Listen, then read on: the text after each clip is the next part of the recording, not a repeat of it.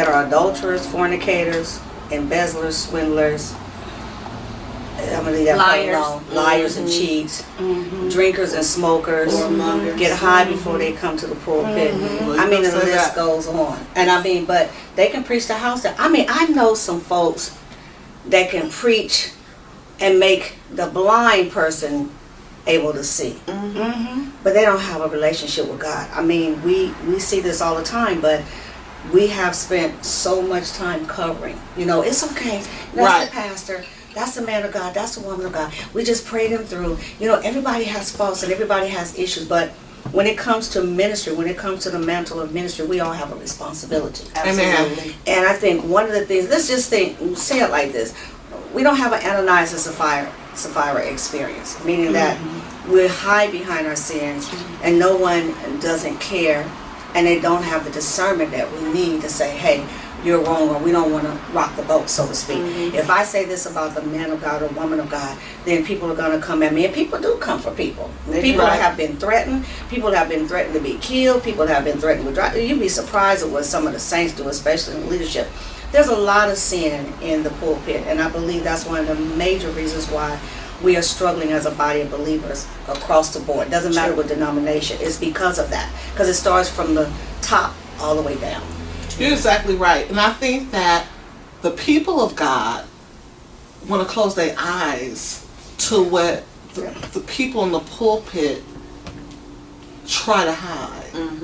They want to pretend like we are Jesus and we can't walk on water instead of believing that we are human and we have the same issues that they have. Right. This is true. We fall short just like they do. Every day. Absolutely. Every day. And I think also that they criticize us harder. You know, I do know that we do have a different standard, but y'all, sometimes they hard on the man and woman of God. Just because. I think that there's a difference between spirituality and religion. There is. Because you religiously brush your teeth every day. That don't make you have a relationship with that toothbrush. That's right. That's right. So I think that, like you said, that people can pray a blind man to see. They have worked on their religion so much that they forget their relationship with God. Well, you also have to remember, Pastor, that the gifts come without repentance. Amen. So, you know, it's one thing to be gifted and a whole nother thing to be anointed. Amen. Right. Amen. That part. Amen. That's the part. I had someone ask me a couple of years back, and they were asking me who was my favorite preacher, who was my favorite speaker, and I said, no, I don't really have one. And they were adamant, like, you've got to have a favorite preacher or speaker. I said, let me put it to you like this. When I hear a man or woman of God preach and they're in the pulpit and leadership, I'm listening for a sound. And I don't hear that sound, that anointing. I hear a lot of fluff. I hear a lot of good words. I hear a lot of articulation. I hear a lot of scriptures that they can say with their eyes closed in their sleep. But what we don't hear is the sound and the presence of God. You're right, Pastor Sheree. People are hard on us. They have an expectation. So when we get into the news or when they talk about what we're doing or what we've done wrong, it is such a huge issue.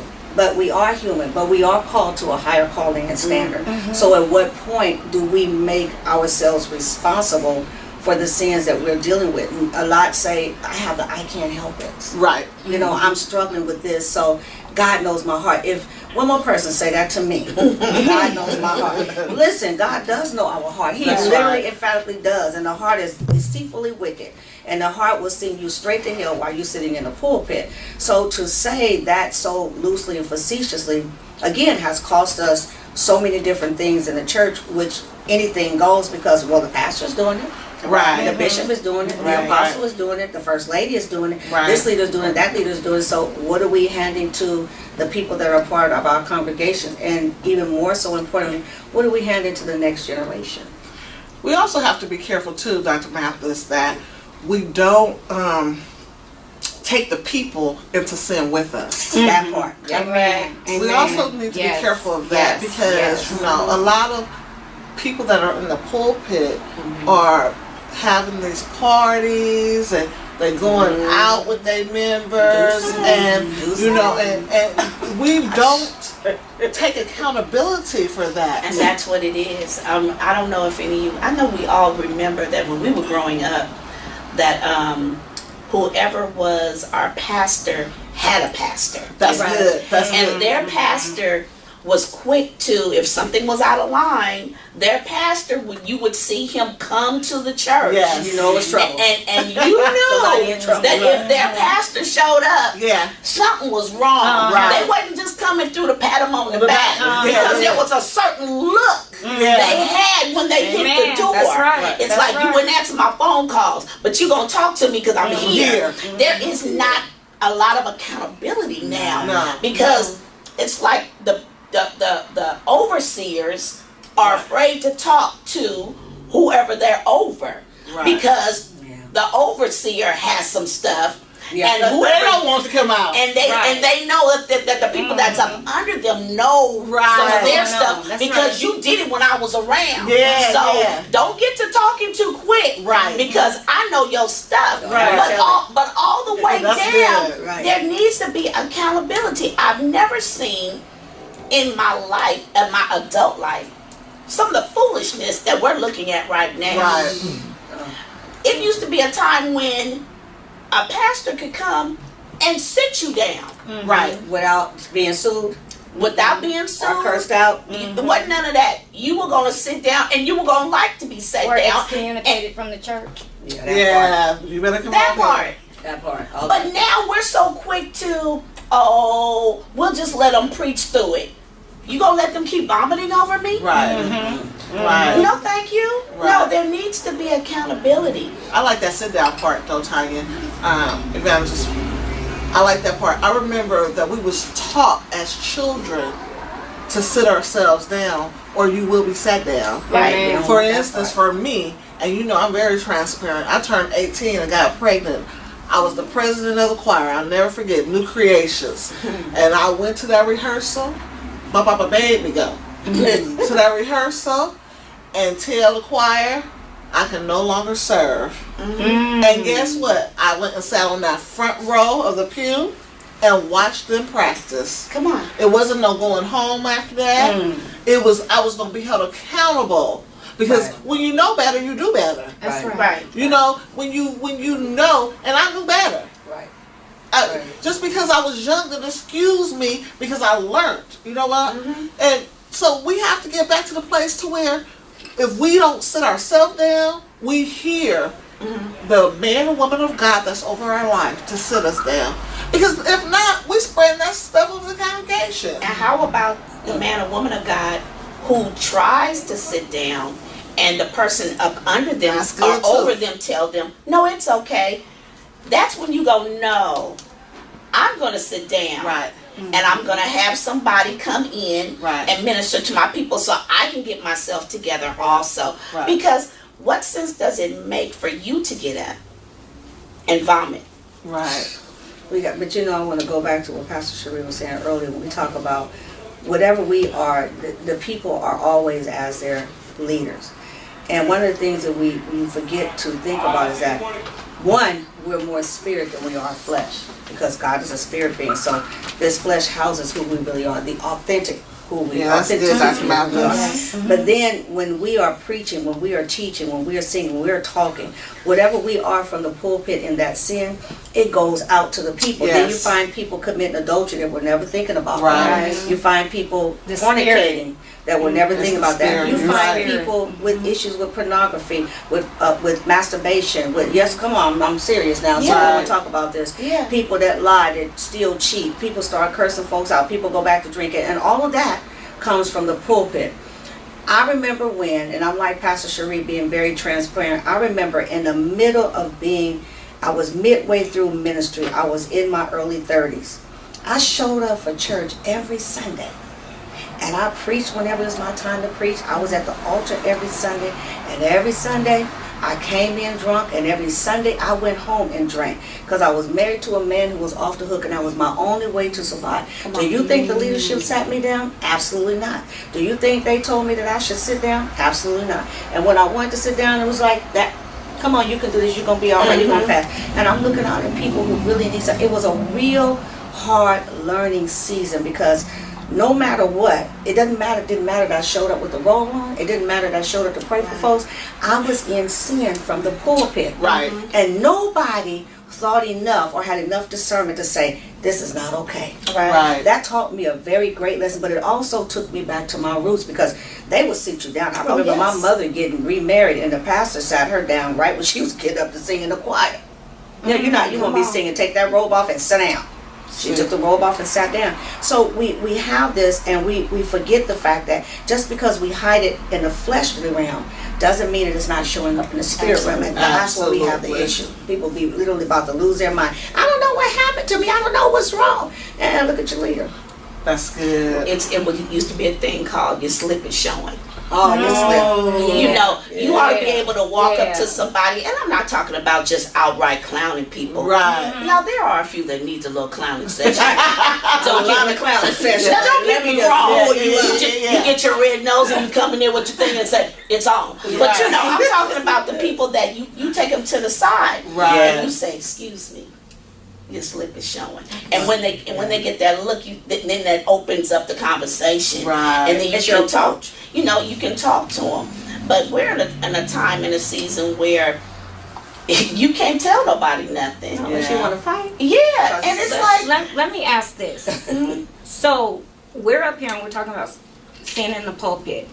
What do you think about the fact that so many people before us, we have lost a generation. And this generation feels like we're hypocrites. Yeah. Let's just be honest. Right, that's good. They don't see the deliverance in the church. So then they wonder, I don't want to go and play church. Right. So we have a whole generation that basically has turned its back on God because of what we did. Come on. And what we are doing. And what we are doing. Yeah, we are doing. So church is not the place that it used to be when my grandmother was gone. It's not that same place. It used to be a place to get away. It used to be a place of reprievement with our civil rights. It used to be a place where we went to for healing. That's what I was It's gonna not say. that place anymore. No, it's not the same place that it used to be when I was a child. I need you, Jesus. Amen. At the altar. Amen. Just Amen. giving God just everything. Just laying it all out. Not leaving. You know, people take that word Terry for not what it means. That's right. You know, that's right. We need that's to go good. back to that's where good. we just lay on the altar and give it all to God. They're not doing it that. Matter of fact, church is being rushed now. Oh That's a kind of It is. Move, go up, get somebody lay their hands on your head, go back to your seat. Don't care if you've been delivered. Don't know what you came up here for. We don't care. But we have to hurry up. But we will take an eon to get that offering. Yeah. Oh, that third you better offering, say it. That second offering. That benevolent. The benevolent offering. Whatever other offering. Pastor's offering. Birthday offering. Yeah. Whatever all offering. the different all the offerings. Yes. But that's what we become. But we are not concerned about the generation. You all know that we could never run in the pulpit. We could never play in church. We could never talk when people are being delivered and demons are being slayed out. But now you see people out on their phones, not just the kids. I went to a church a couple of years ago where they was having some kind of anniversary. That in and of itself was interesting. That's for whole nother conversation. But the people where we were sitting, can I tell y'all that they never paid attention to anything that was going on that service? They were on cell phones, tablets. One lady was over here gossiping about somebody else, and somebody else was arguing, and the kids was running around turning cartwheels, and my grandchildren was looking like, what in the world? Because we don't do that. And nevertheless, everything in the pulpit was still happening. But when you have sin in the pulpit, it resonates out to the entire congregation, but also to the entire community. Because you have our generation that see the pastor or the man or woman of God coming in and out of the hotel. Right. You see that this generation sees that man or woman of God, that leader that buys the drugs from their friend or from them. Exactly. They see this stuff, and then they get up and they preach and they lay hands on folks, but then they go home and they curse out their spouse, beat her up, and she beat him up, whatever. I mean, it starts at home because it goes back, like you said, it's a difference between religion and relationship. Right. People don't have a relationship with God because we have taken on the world system when we never should have. The world system should take on what we bring as a church. Because church has become a business. Yes, it has. It's become It's a job. Right. Yeah, they better be Now, you know where I $100,000 think- a year. I think where a lot of our things went wrong was when the cliche came up, come as you are. Right. Yes. I believe that was the downfall of a lot of it. Yeah. Now, that did not mean Come on. literally what they were saying. Right. You know, and it literally sent a generation into A frenzy.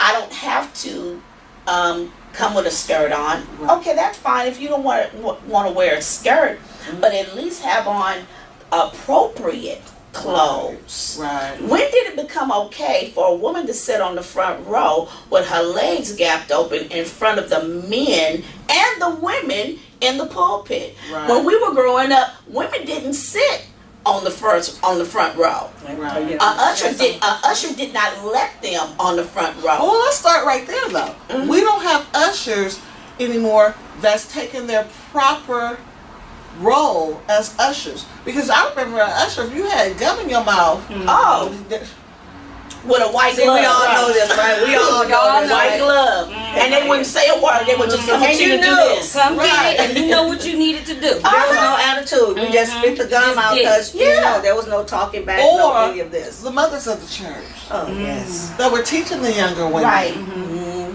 Give you that Obsolete safety now. pin. Give you that safety pin. Wipe that polish off. Wipe Right. the lip stuff off while they smile. Now, baby. Got all this stuff. But when we talk about come as you are, and people misinterpret that, you know, because we have so many people making excuses. But well, I got to get this together, get that together, got to buy clothes today. No, come as you are, how you are as a person. God will take care of the rest. But you're right. You know, I have worked altars where women have sat on the front altar. Not only have their legs been gapped, but there's absolutely no underwear. When they get ready to pray for them, they roll across the floor, stuff just flying everywhere, and the men are excited to see that. Right. You know, because again, it comes from the pulpit. Everything goes back to our relationship with God, and we see this generation of people sharing to the generation after us that is coming up, and it's the most scariest things, that it's okay to go to church and just do what you do and leave and go home and do whatever you do and come back and keep the cycle going like the book of Judges. Just serve the gods of this world, not the God, but the gods of this world, and give God just this much. This a whole Cain and Abel thing.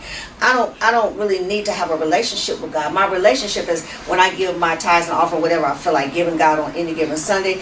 My relationship is that I show up to God. Now, God, I showed up to the house of God on a Sunday. It is actually not only a business, but it is a social club. Right. On a Sunday. Yeah. Let's see what you got on. Let's see what you got on. Let's see who can preach the hardest. Blah, I'm blah, gonna blah, go blah, blah. hang with my clique because these is the people that's giving the most tithes, and they gonna run the church And anyway. we going to eat after. Right. Not the rest of y'all. Just Yes. Right. Just the click. And we'll drive by you and know you need a ride. Right. In the rain. Or you hungry and we going to eat and we Right, ain't taking right, you with right. us because you're not our type. because you're not part of our clique. Because see, that's what sin brings on. That's right. We have That's arrived. Right. But we're still in the earthly realm, but we have arrived. We see so much of that, and it just really, it breaks my heart, because one thing that we forget is that this generation of us, we are so blessed to have had the opportunity to have that foundation. Amen. But yet that foundation is what we're supposed to give back to this generation, and we are not giving it back. We're so engulfed in ourselves. Let me put it to you like this. We're so busy platforming until we don't even, I can't You better do say it. another conference, another seminar, another this, another that, and we come in and everybody got to see who has on what, and you have just left the bed with him, her, they, them, it, whatever, and you've done whatever, and you show up and you're talking about we had a glorious time with the Lord, and it's just as empty, you know, and then you leave and you come back the same. The But we exact keep same doing this way. over and over. So when is it that we are going to come to a place that we're really delivered and different? Not until we come out of sin. And again, it starts at the pulpit. You can go online and you can buy you a first class ticket to a storefront church or whatever building you want. Say this is my certificate right here. I'm a pastor. This, that, and there is no overseer. There is no person over you. I am it. No nobody tell me nothing to do. God tell me, and I listen to God when I get ready. Right. But I'm still living how I want to. And that's why we have so many independent churches now and so many people is because they don't want a covering. They don't want to have nobody to be accountable to. Exactly. They don't want, they got so many don't wants. So they will go online. They will get them a little ordination piece of paper. And that's what they call it, a little piece of paper to be able to do what I want to do. I've never seen so much of that. You just started preaching. Weren't you an usher last week? And now you're a bishop? Right. Apostle? You just and now you got a preacher's collar and you got a different color preacher's collar. Right. Now you the bishop. And it's like, weren't you just you just got 5 minutes ago. 2.5. And you don't, and then on top of all that, you can't help no one. Right.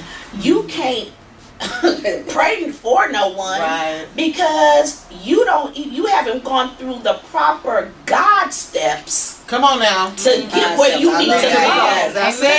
You're going through the worldly way. You're going through the internet, but you haven't taken the proper God steps to be elevated. Exactly. I'd rather do it God's way and go through the proper channels instead of going through your channel and be clowned or embarrassed, because you will get embarrassed by God. Yes, He will embarrass you. He will pull the covers right from over you. You know, it's like, go through the proper channels. Right. Do what you gotta do. Don't let nobody, you can sing. You ought to be over the choir.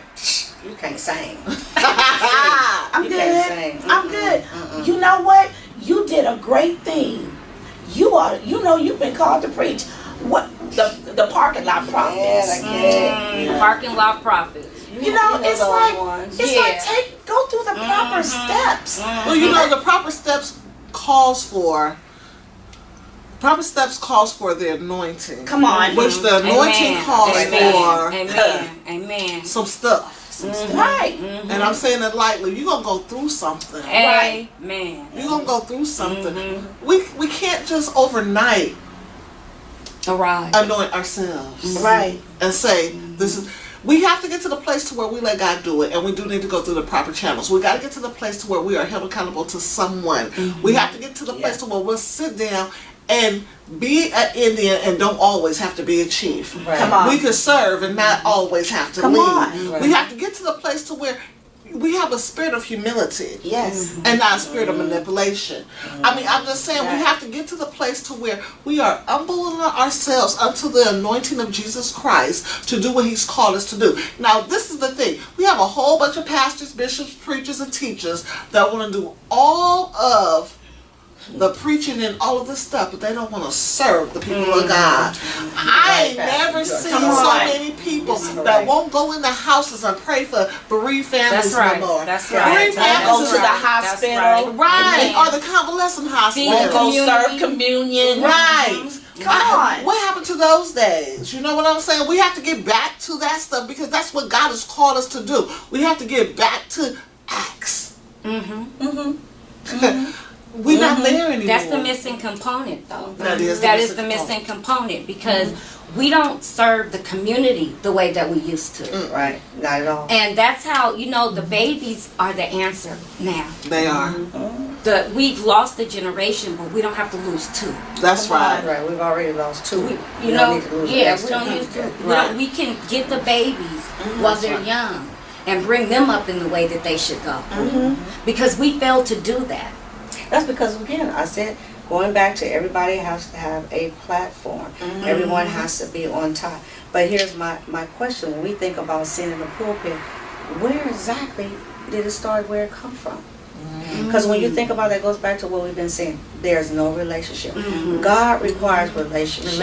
And there are many people that are in the pulpit that have no business being in. They're just straight hirelings, and yes, I'm going to say it, and straight pimps. Straight pimpets. Yes, I have to say that. Yes, Lord. Because this is what we have, because it's a business. It is. How many people can I get to be under me because that makes me feel good. It makes me feel important. How much money can I get because I need to buy this, that, and the other? How many cars can you drive at one time? Right. How many houses can you live in at one time? Right. How many trips can you take in one year? That's right. And how many jets do you need to get you so you can go and preach to the people? Can you get your behind on an air flight like everyone else? And here's the But see, thing, you start to have all of that, so then it goes back, like you said, we're not serving the community. Nope. I couldn't, in my right mind, be a leader in my community, and I'm sitting at the house on top of the hill, and the people don't have lights, or they don't have food, or they're catching the bus to come so they can hear whatever God is giving me to say. Right. But yet I'm not concerned about that. I cannot.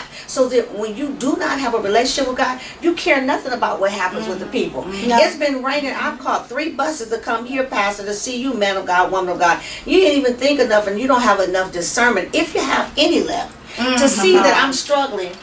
And I'm about to be put out any day now. Right. And you got space, but you don't want to have anyone in my house because I don't want those spirits. I mean, this is all kind of stuff. But when you don't have a relationship with God, you are going to have sin in the camp, and you're going to have sin in the pulpit. And the sin can be simple as something that I refuse to forgive or refuse to serve the people. You better come on. Because in order for you to be a great leader in a pulpit, you have to be a great follower. You have to be a great servant. You have to be a great connectivity with the people. Have a pastor's heart. Do we Right. even say that anymore? Right. Do we even say that anymore? No, that's good. Is that old now? Is that old school? They be like, you say what? We have to bring that back. Right. That's and then we have those that are really trying to do that, and they're the ones that are passed over, Right. Because Right. because they Right. get talked about. Oh, you just a punk.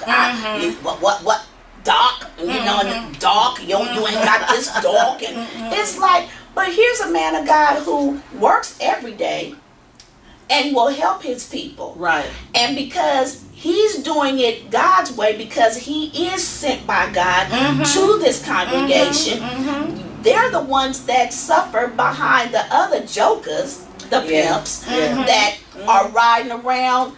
You know, you living off your people. You living off their backs. That's right. So That's let me right. ask y'all this. Robbery. Let me ask y'all this. So, can the real people that serve God's people stand up?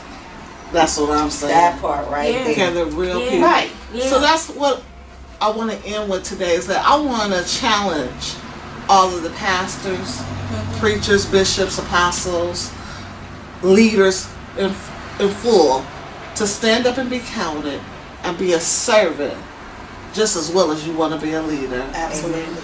Amen. Do what God has called you to do and be the best that you can be. Right. Remember that saying? Right. Be the best that you can be. I challenge all of the clergy in 2019 to be the best. And don't let sin Right. be in your pulpit. Amen. I'm Dr. Sheree Baisden-Nickleberry, the host of Conversations with Women of God, and my co-hosts are Pastor Sherrie Henderson. Dr. Inecir Matthis. Evangelist Tanya Barr. and we love you, and we'll see you next time. If you liked us, please go on our Facebook page, Conversations with Women of God. Yes. You'll be able to see all of us there and our show. God bless you, and we love you. Good night. Good night. Bye. We bless you. We lift your holy name.